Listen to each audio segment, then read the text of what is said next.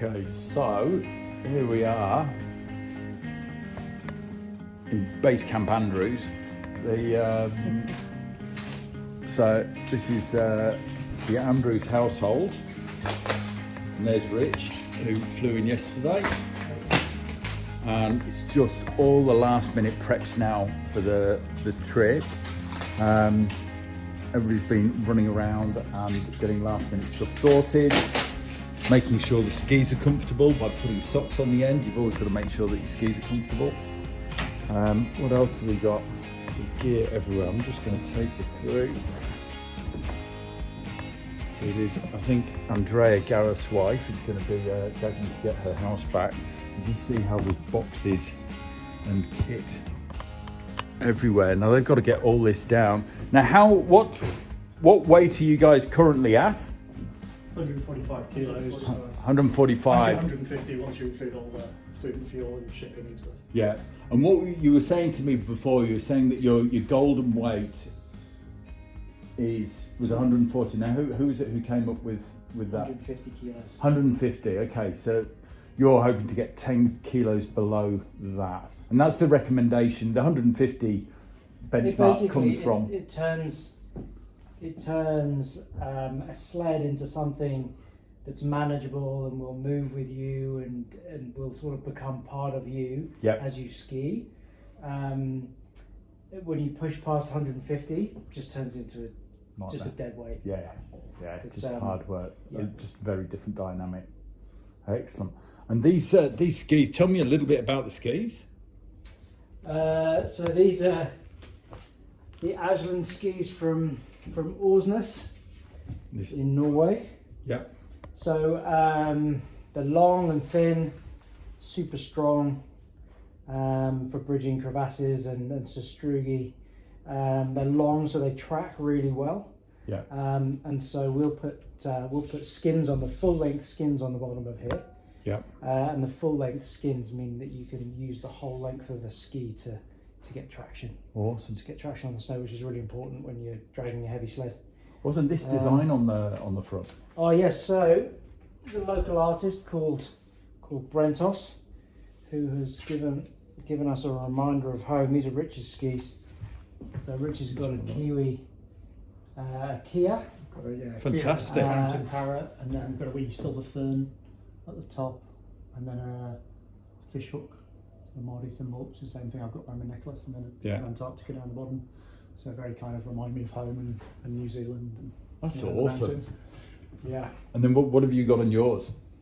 So I've got, I'll grab them in a sec. So I've got some surfing koalas. Yep. The kids love.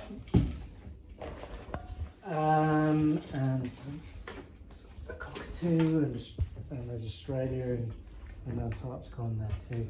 Yeah, you're lucky they didn't put a drongo or a galah on there. Yes, yeah, exactly.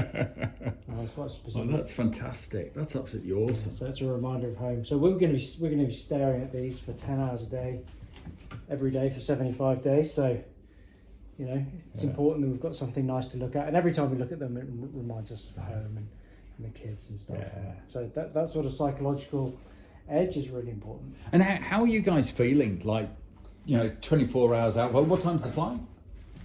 11:15 tomorrow. Right. And how are you feeling? There's so much going on, I think, at the moment that it's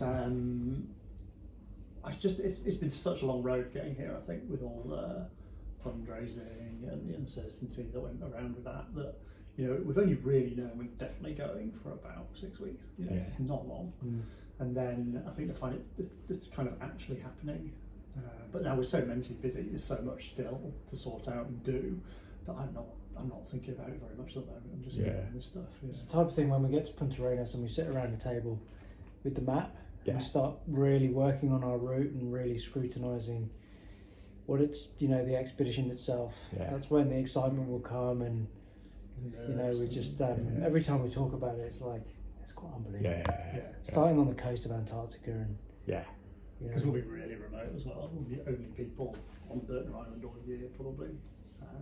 Wow. There might be the odd scientific team out there or something, but we'll be starting right out there on our own. Nobody else, no other expedition starting out there this year. So we'll just be there, the plane will fly off, and we'll be like, right. yeah. And the first thing we do is ski 10 kilometres in the wrong direction. Yeah. To get from the because the drop off zone for the plane, which is a safe landing point where they have a cache of stuff. Yeah. Is there's a thing called a coastal zone. Yeah. Which is where you're effectively close enough to the coast for it to count as a coastal start from a crossing an Antarctic point of view. Yeah. But it's 10 kilometres back from where you get dropped off in the plane. So the first day will be spent skiing to the coastal zone. So you can ski back again. Turning around and skiing back to where we got dropped off by the plane. But we've counted it in our distance. But it's counted. Brilliant. Yeah. Well, you wouldn't not, would you? Yeah. Now look, I've got to ask this because I have to. The how are you feeling physically? Strong, like the strongest I've ever been, I think. Oh, seriously? Strongest and fittest, and like we've been You've training now for 2 years. Yeah. Like, and it's what we've always talked about. It's the physical robustness and the resilience that we need. Like, I've really felt it the last month, just getting out there with a heavy sled, just grinding out the hours, and then getting in the gym and putting in the big squat sessions and stuff. I can feel it getting easier and being able to lift more and push more for longer, and just being bigger. Yeah. Like, just for 75 days, it's such a long time. Yeah. That it's the robustness and the and having that buffer of weight to lose and things. I think is really important. And the build, like, we had a couple of hiccups obviously because of COVID and bits and pieces, but the way that we've done the build with this, how's that worked for you? I mean, I think it's I feel a bit the same. Like, I'm definitely the sort of the bulkiest I've ever been. I'm still a bit on the skinny side. I'm going to try and do my best to stick on a little bit more weight. But like, in terms of muscle bulk and strength and stuff, I'm way stronger and bulkier than I've ever been before. Yeah. And I think for me, the combination of focusing on a GBT style weight gain has worked really well. Yeah. And then just sled dragging and sort of mimicking the exact type of exercise. Yeah. I think that combination's been really good. Yeah. Like, I remember our magnetic North Pole trip and incorporating quite a lot of running and stuff in, and that was just a bad idea. It was just, it kept my weight down. It wasn't the right sort of exercise and stuff. Whereas I feel that I've got that robustness from that training scheme. Awesome. Yeah. So just to let you guys know, so what we did when looking at what these guys are doing, they need to gain a lot of weight because they're pulling a very heavy sled. And it's basic physics. The larger the mass that you have, the easier it is to pull mass. So as well as building endurance, they needed to put on mass, and they will also lose a lot of mass whilst they're over there. So it's this real fine line of trying to build endurance, which always ends up taking weight off, and get their mass and their general strength up. So we use some probably quite unusual techniques for somebody going into endurance. So we used a technique called volume training, which is made famous by a coach called Charles Poliquin, and was mainly used by the East Germans in the 70s for putting as much mass on as they could. So they could gain weight divisions, and so I thought that might be worth giving a go, and it's really, really worked well. So these guys here, they're doing some more. They've also got, I was going to show you their spreadsheet.